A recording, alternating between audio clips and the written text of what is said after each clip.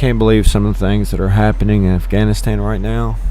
When I see these kinds of things, it's very disturbing. I warn you, these images are disturbing. This is a very short video. But anyway, this is just how the world is.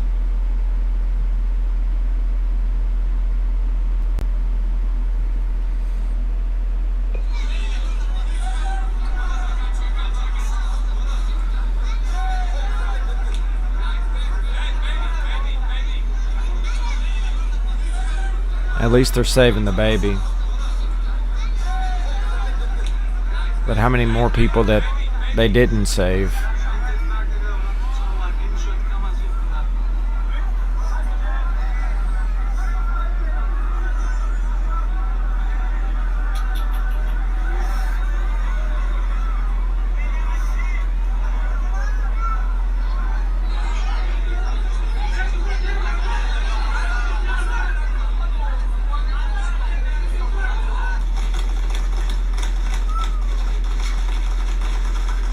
You imagine people just running through the street shooting with no police coming, no safety, no saviors.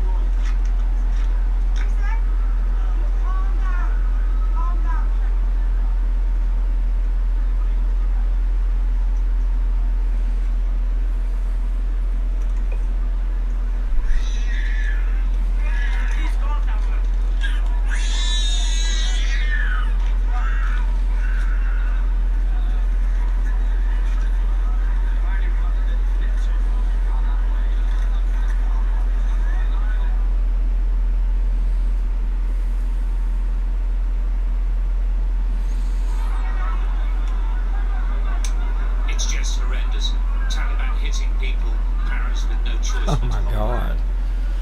The road to safety is packed, thousands upon thousands. It's hard to put into words how desperate this is. Most of these people will not get through.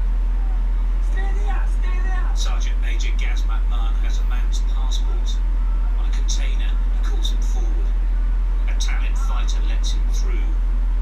He passes the passports back, but he has to wait.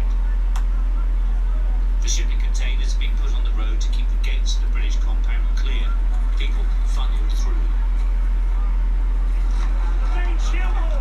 Soldiers called up to reinforce the human wall beyond. It's gets better, but not much.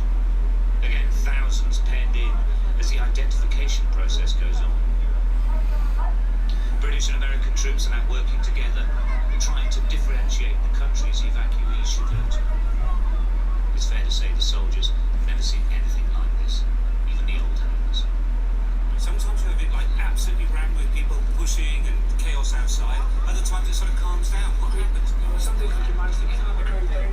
Those the local nationals to calm them down. When they see the process is working, they're calm. When they start getting a bit hot, dehydrated or whatever, people start getting annoyed. We tend to find a lot of the people causing the discrepancies haven't got correct documentation, so they sort of know the chance of their arms. That's how that goes. And I suppose really, this is all about time, isn't it? You just got to crack on. Yeah, that's it. It could be days. Who knows? Some heading to America have their contact's name held in the air.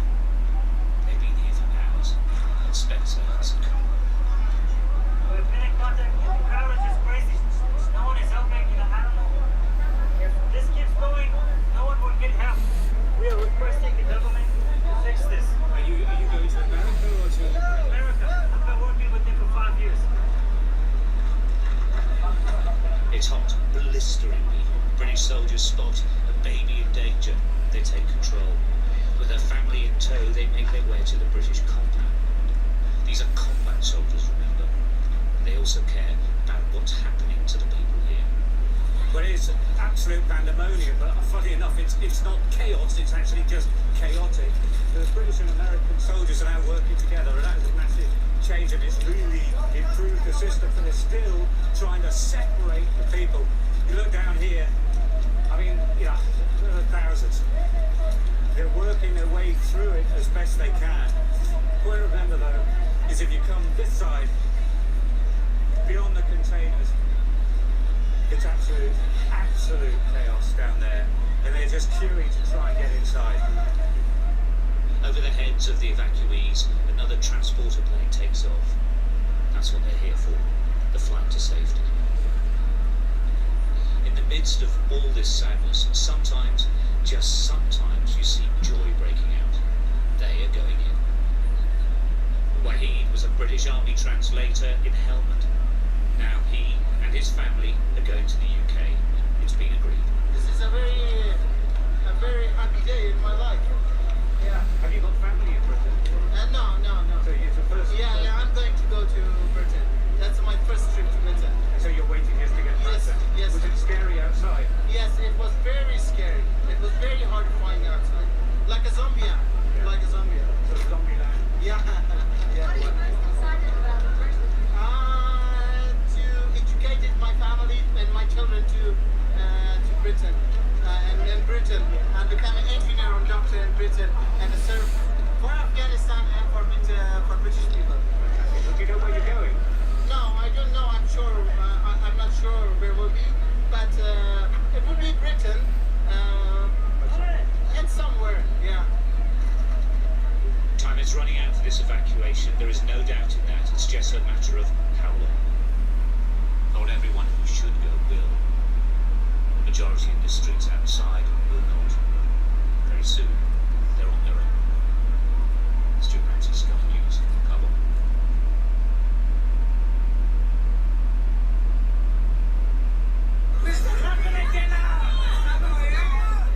It's been a week of peril, uncertainty, life and death decisions.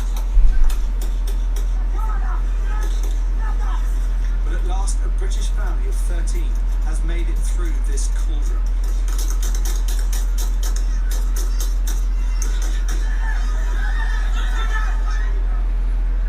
Safe at last, on the other side of the barrier at Kabul airport, waiting for an RAF. I wanted to stop for a minute. Can you imagine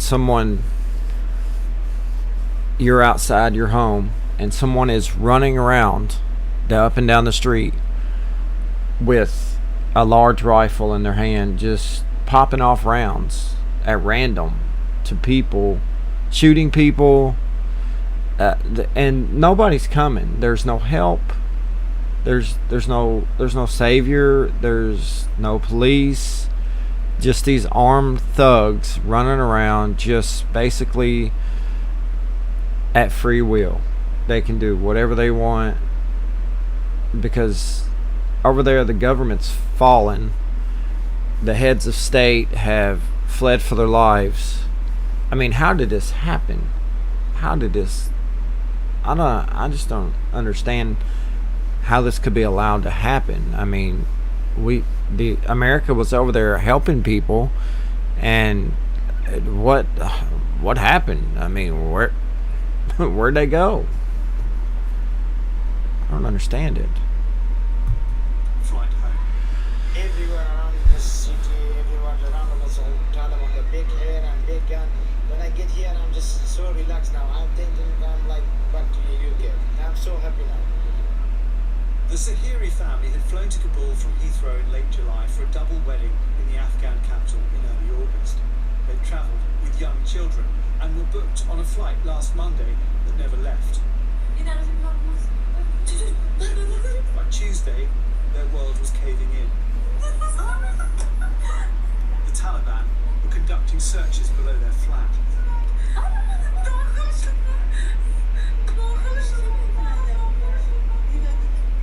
And speaking by video phone, Sabrala told me how the Taliban had taken their car. I said, it's my own car, it's not the government's car. I said, they said, we don't bother, we don't care who you are. I just said, put the gun on my head. And they took the car. Then I told them I'm just getting back to my house. It got worse. Sabrula kept a video diary. This was just after the Taliban had been into their apartment and threatened his uncle.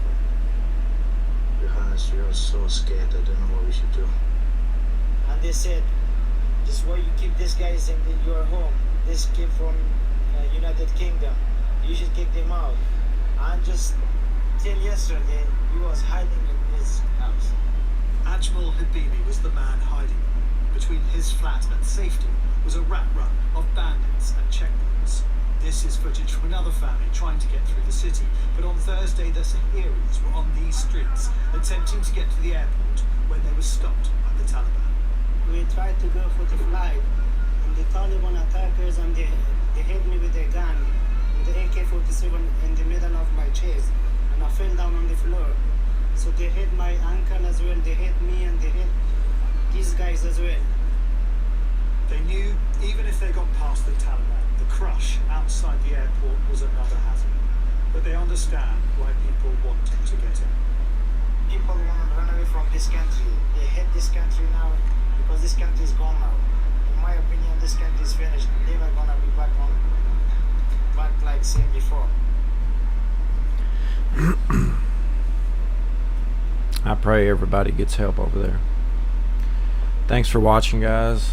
If you liked the video, hit the like. Have a good night or day. Bye-bye.